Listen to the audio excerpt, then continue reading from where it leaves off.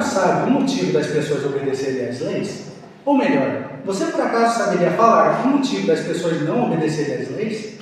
Caso não saiba, não precisa se preocupar, pois esse assunto será discutido e analisado durante todo o decorrer desse vídeo.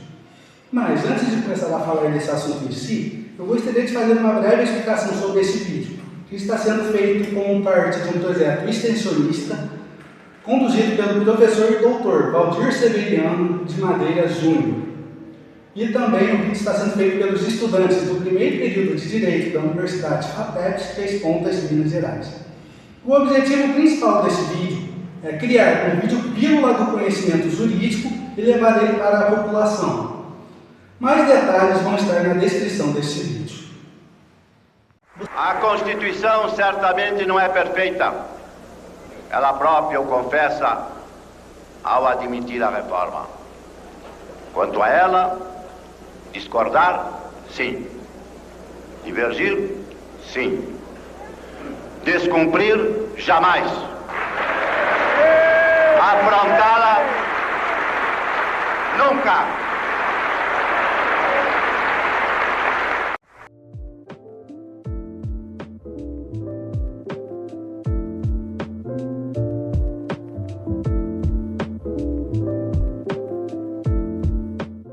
Por que então nós obedecemos às leis? Dada a pergunta, seria fácil concluir, se nós vivêssemos em uma sociedade verdadeiramente justa, que os indivíduos eles obedeceriam às leis justamente porque essas leis garantem os direitos inerentes à existência humana.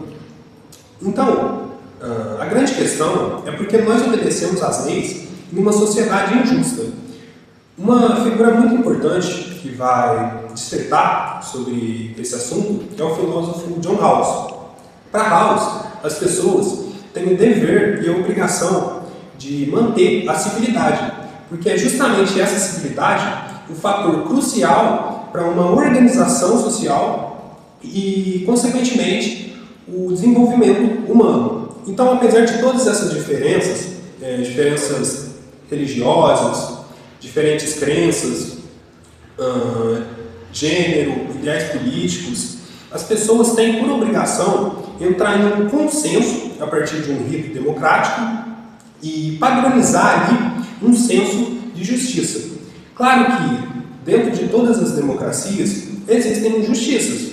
No Estado brasileiro, por exemplo, a gente ainda observa, infelizmente, pessoas em situação de desabrigo, desemprego, saúde e educação precarizada. Logo, paradoxalmente, para Rawls, às vezes é preciso desobedecer às leis justamente para ter uma garantia e fazer uma luta em busca dos direitos que não estão sendo respeitados. Para Rawls, as pessoas têm o dever e a obrigação de manter a civilidade, porque é justamente essa civilidade o fator crucial para uma organização social e, consequentemente, o desenvolvimento humano. Então, apesar de todas essas diferenças, diferenças religiosas, diferentes crenças, gênero, ideais políticos, as pessoas têm por obrigação entrar em um consenso a partir de um rito democrático e padronizar ali um senso de justiça. Claro que dentro de todas as democracias existem injustiças.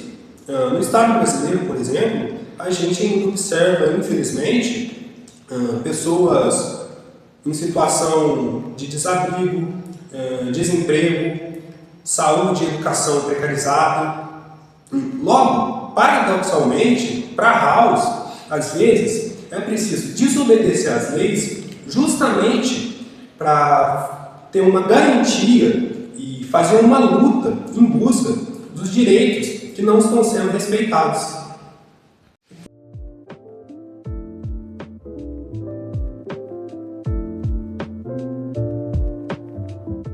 Seguindo a linha de John Rawls, enxergamos 3 pontos principais em sua teoria, onde o primeiro ponto é que só funciona em sociedades quase justas ou democráticas, constitucionais ou em regimes não tirânicos.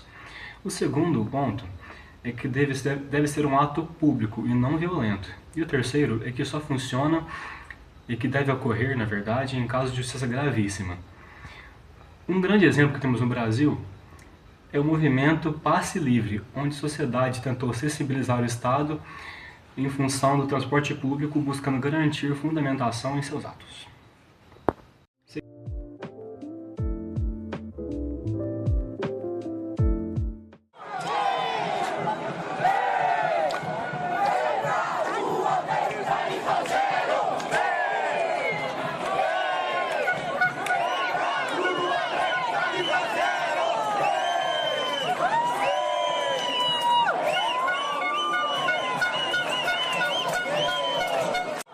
Em 2013, o governo do estado do Rio de Janeiro aumentou o preço da passagem em 20 centavos.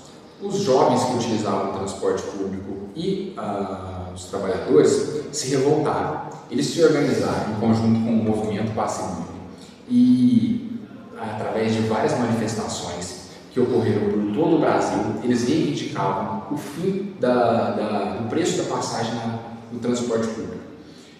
Isso acabou gerando uma comoção total no Brasil, em que em todas as cidades tiveram manifestações, as pessoas realmente se uniram em favor daquela causa, e segundo John Rawls, esse é um exemplo perfeito da sua teoria da justiça, que tem uma união coletiva, tem uma lei injusta, que é considerada injusta pela população, e o pedido de mudança.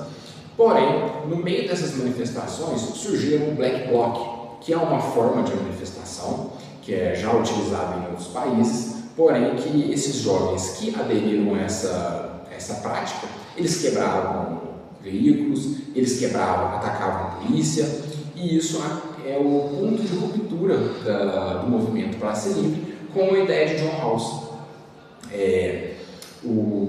Esse ponto de ruptura, de manifestação pacífica para manifestação violenta, acabou causando também o rompimento da população com o movimento Passe Livre. As pessoas que pararam de apoiar, a imprensa passou a atacar o movimento, e isso acabou gerando o fim das manifestações.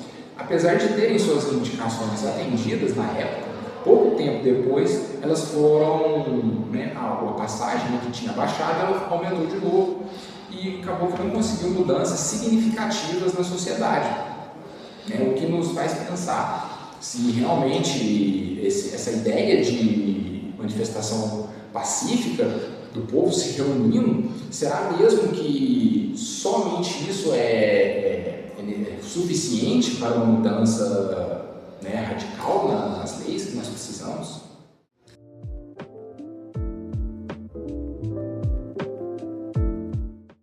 MST! A luta é pra valer! MST! MST! O MST e a desobediência civil como resposta à injustiça agrária no Brasil.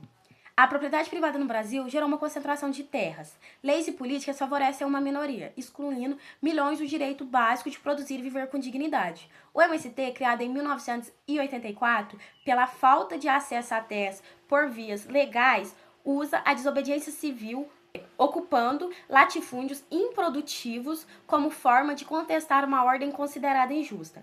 Desobedecer é um dever moral quando as leis se mantêm desiguais. O MST busca cumprir a função social da terra. O MST é apresentado como expressão legítima da luta por reforma agrária e justiça, já que legalidade sem justiça seria apenas formalidade.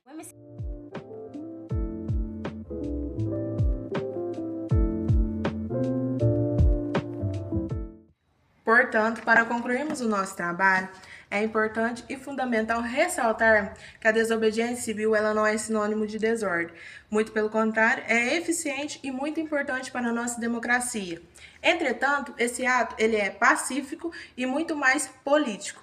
Como podemos observar, não queremos destruir a democracia, mas sim aperfeiçoá-las. Segundo John Rawls, quando a minoria ela se sente injustiçada, usamos do recurso não violento para que a lei seja atendida iguais para todos. Entretanto, esse ato de desobediência, nesse quesito, é um ato de cidadania. Entretanto, as pessoas não querem o desrespeito à ordem, mas sim um sistema mais justo e menos injusto, uma sociedade mais igualitária, com leis com igualdade para todos e não só para alguns. E agora, para a finalização do nosso trabalho, será mostrada uma breve entrevista feita com o Sr. Miller Bueno, respeitado professor e pessoa experiente nesse assunto. Muito obrigado pela participação, Sr. Miller.